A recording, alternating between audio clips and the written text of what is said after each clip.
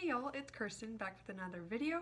Today I want to talk to you guys about a little bit of a fun topic, which is experimenting in class with your technique and just your dancing. And I mentioned those two separately because I'll expand upon this more as I make more videos, but I really do believe there's a difference between being a dancer and a technician and someone who executes our practice very well, and someone who dances, someone who's an artist. And I mean, as you guys know, there's so many different forms of dance, and people can also be dancers without having good technique. And a dancer to me is classified as someone who first has passion and enjoys what they're doing and feels the music, has some sort of interpretation of their own in their dance. And that's what makes it special, and I think that's what makes it dance, and it's an expression of whatever you choose. And like I said, I do believe that is separate from I mean, if you would want to call it a ballet dancer, a technician, although a ballet dancer could be a fantastic dancer, you know? So anyway, that aside, I want to talk a bit about how experimenting in class with your technique and your musicality and your artistry and choosing or making consistent choices throughout class to spice up your dancing can make it more fun and can bring you a lot more attention and success as you progress throughout your career, whether it be in just a normal class or an audition. I think it's so important. And I also have a little bit of a story to share. Because I think I would have I've heard that advice many, many times. It's somewhat generic, but easily forgotten. And I always kind of knew, like, yeah, make your dancing your own, make artistic choices, challenge yourself, and you can do all those things without really experimenting. And the first time I recognized this, I had a little bit of an epiphany, was when I was doing auditions this year, and I went to a specific company to take company class with them as an audition because they didn't have an open audition class. So I went, and it was a really, really cool experience because I was the only one there who was not in the company, and most of the dancers were older than me, and that was really neat because as a student you really only dance with your peers, and most of the time you're kind of at that same point in your career of learning and grasping onto new concepts. So it was really cool to experience being in a class with people who had already, well, they were dancing professionally, and they were just at a totally different point in their career. So this plays into my topic because when I was in class, I noticed a lot of the dancers were making a lot of decisions. Even the teacher would give an enormous amount of freedom in an exercise, and obviously, like, a lot of you know that company class is very different than like classes for students, but the teacher would just kind of say, okay, tendus. And I was like, what? Like, and she would just let the pianist play, and she would give some sort of other direction, like make it like this, add these elements or something, and then they would just kind of all do what they needed.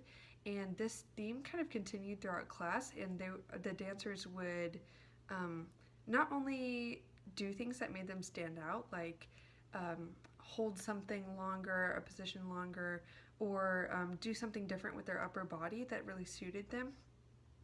But towards the end of the class, it got really crazy, and I was just so blown away in a very good way, because there was one point when I was in a group for Grand Allegro, and the dancers were so nice. They were like, oh yeah, you go in front, go ahead. And this one dancer behind me was like, oh, but I just want to let you know, I am going to completely cut out the glissade and just go from a piqué arabesque to a grand jeté.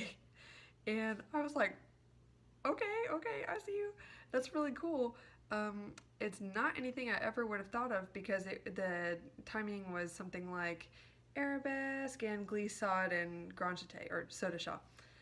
And it seemed like you'd have to hold it for a really long time and then try really hard to get a decent elevation and split in your grand jeté. But she did it, and it was awesome, and I thought, that is so neat. First off, she was really smart about it. She strategically went in the back of this group of 4 girls so that she wouldn't inhibit anyone else from traveling and doing the combination like the usual way. So she was really wise, and that's what I want to caution you guys with when you're trying to experiment. Like, it's really cool to do something that eye-catching and that out there and really push yourself to hold something longer. But you know, you do have to really be respectful. Don't be too, I don't know, I feel like it could get easily arrogant and kind of disrespectful to people if you are really, you know, twisting the original combination too much, especially if you're in a professional school. They do care about that a lot. So take this with these words with a lot of caution and definitely apply it to your situation. For me, at the university setting, it was completely welcome for, you know, just pushing yourself in that way. But when I was dancing at the Houston Ballet Academy, like, that would not fly.